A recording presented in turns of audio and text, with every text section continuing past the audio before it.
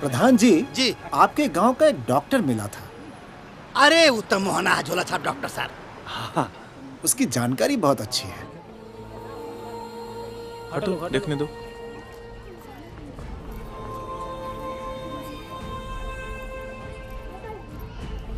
आला दो।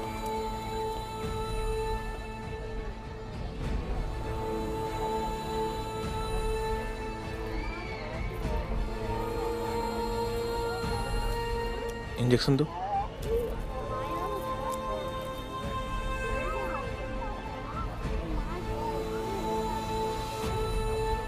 अभी आराम हो जाएगा। पकड़ो।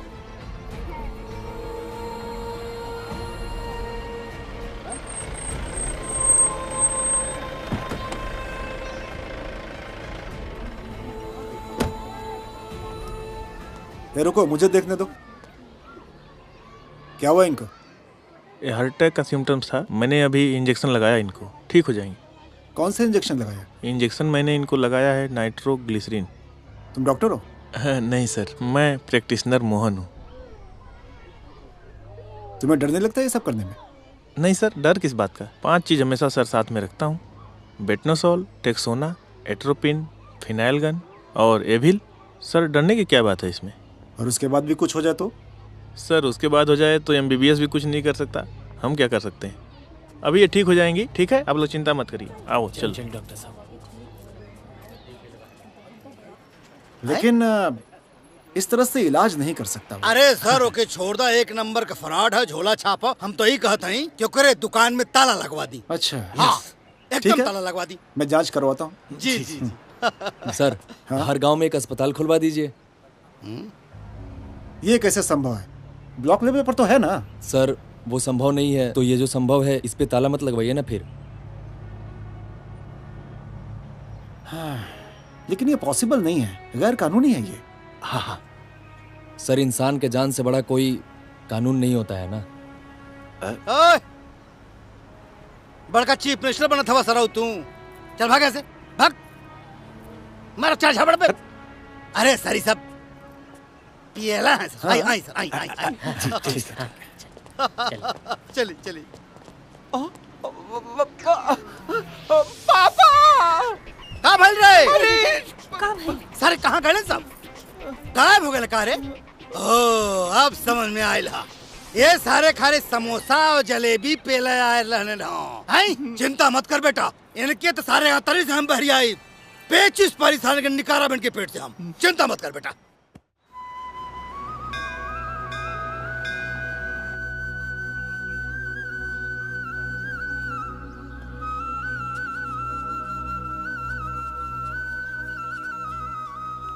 हमरा के मंदिर काहे बुलौलू?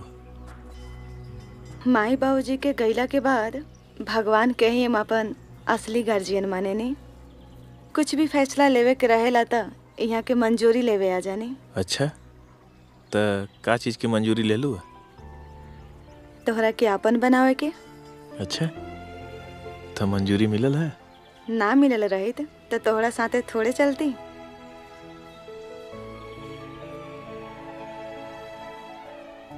अब मोहन एगो बात पूछी? हाँ पूछा। आरबी चाची से आखिर तोहर रिश्ता का बा? अरबी चाची से रिश्ता एगो महतारी के, एगो बेटा के, एगो कर्ज देवे वाला के और एगो कर्ज लेवे वाला के। मतलब? हमरे घरे प्रधान जी अपना माता जी के लेके आइल ना इलाज खातिर। वो कुछ बोलत ना रहनी। हम उनके माता जी के मिर्ची खिया देनी। माता जी इतना जोर से बोलनी कि आवाज़ तो आई, लेकिन फिर वो कभी होश में ना आईनी और प्रधान जी के माता जी के स्वर्गवास हो गई। ये बात से गुस्सा हो के बाबूजी हमके घर से निकाल देना। बाबूजी हमके ये कसम दे के घर से भगा देलन कि हम उनके जीते जी हम उनके अपन मुंह ना दिखाई। ओकरा बाद हम अरबी चाची के यहाँ ही रहे लगनी। अरबी चाची के यहाँ खाल पियल रहल और यही बीच में बाबूजी के स्वर्गवास हो गई। ओकरा बाद माई हमके घरे त लेके गई, लेकिन अरबी चाची के जवन हमरा ऊपर कर्ज रहे वो वैसे ही रह गई। वही कर्ज के चुकावे के हम कोशिश करत रहनी अभी तक।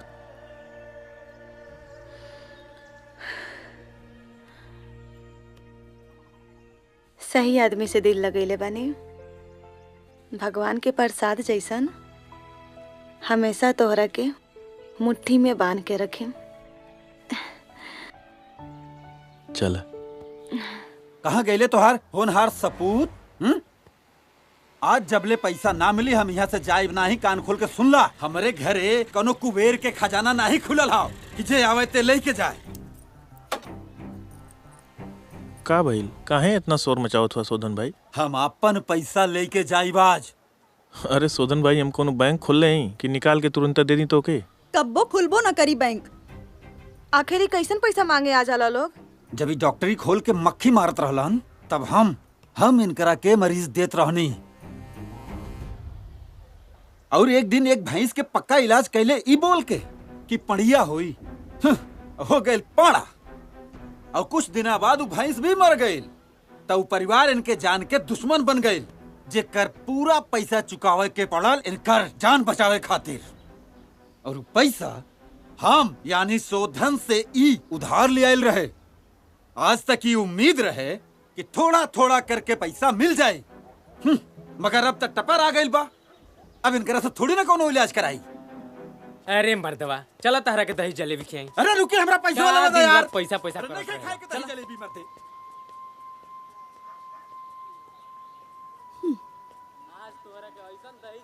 चल आवा बेटी।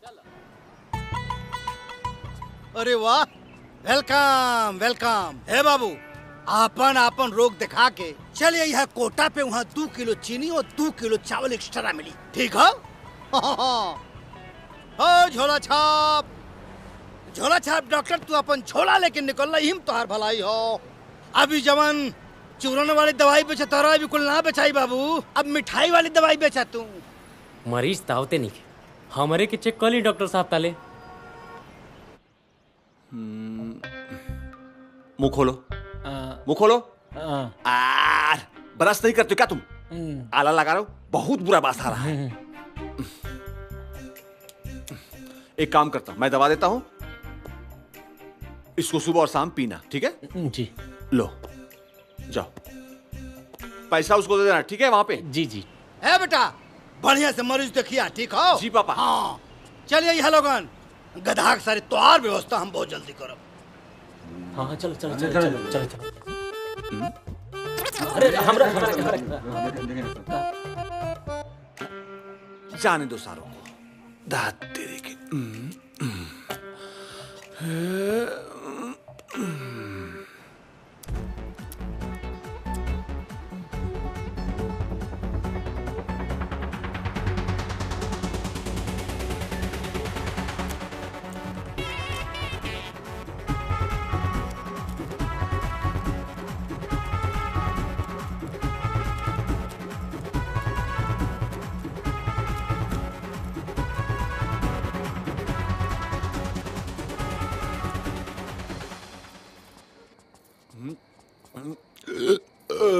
का बेटा?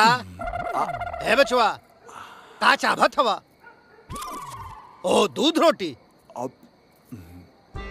बर्तन बहुत छोट हो बेटा, ये कहाँ तोहरे पेट में हमाई? पलटा कहाँ ना ले लेला? का हो मलकिन, कराइया में दे ले हो तू। बहुत बेशरम देखनी सारे, लेकिन तोरे तरे तरे बेशरम आदमी कहीं के। बतावा, बाबू दुकान पे माछी मारत हमें, यहाँ दूध भात रोटी काटत हमारी ससुर। पापा दुकान ना, क्लिनिक। क्लिनिक क्या मरीज देख ले रे? हैं? अब हम घर घर घूम के इलाज करी, डॉक्टर हैं, सब्जी वाला ना। हाँ तो फेरिया वाला बनाए तो के हम वही हालत तोहरे करिया हिम बात के तो से हम आलू और प्याज बेचवाई बेटा, जखबा तू बैठ के दुकान पे। बेशरम आदमी नहीं था। बीएमएस हमें ससुर दुकानी पे एक घाकी ना आवत हमें करे। क्लिनिक, अरे क्लिनिक कमाई, क्लिनिक क्लिनिक क्लिनिक। देखो के झोला छाप डॉक्टर है मोहना, लेकिन देख लाइन लगौले हो मरीजन के। ये ससुराऊ BMS पढ़ के एक मरीज सारे दुकान पे ना आवत हमें बेशरम आदमी कहीं के।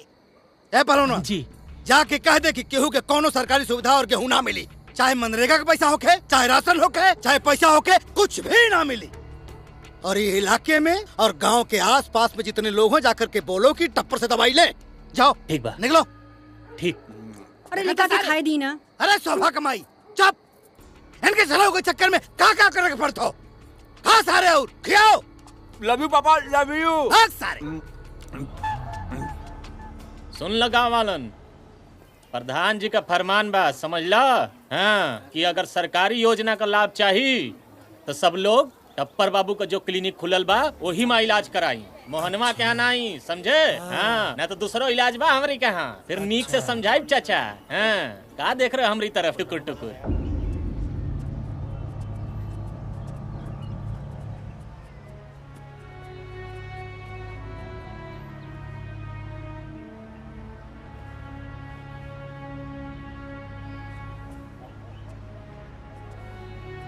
क्या डॉक्टर साहब, लागत है हमने की सब्जियां बेचे के पड़ी।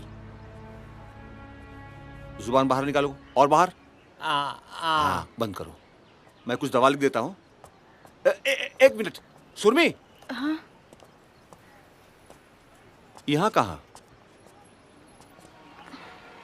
सुरमी, जब हीरा सामने हो तो कोयला के मुंह ना लगावे के चाहिए, पता बा। हीरा सजावे और कोयला जलावे वाला चीज है। एक बात कही, जब तो के पहली बार देख ली, देखते ही तो उससे प्यार हो गई।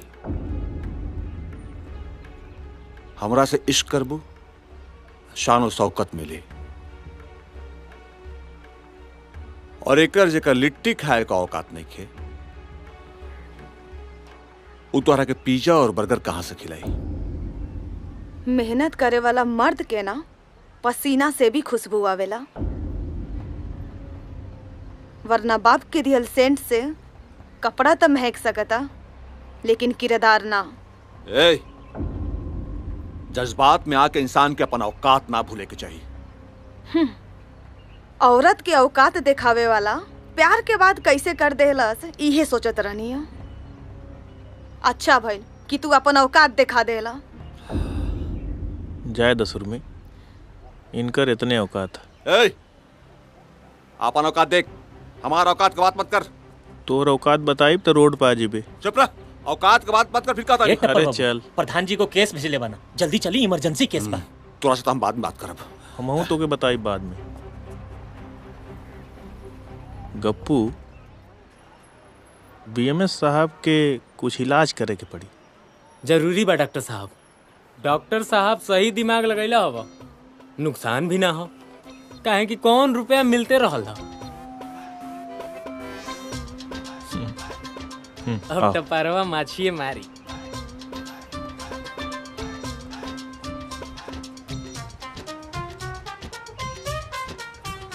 डॉक्टर मोहन के यहाँ 1 रुपया में इलाज होता।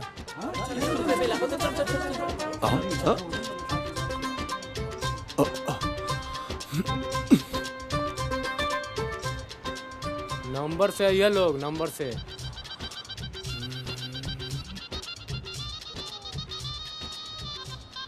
₹1 फीस और 1 बीमारी पे 1 बीमारी फ्री इलाज।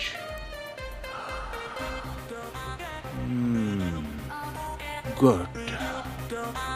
चिपका कर यहाँ पे।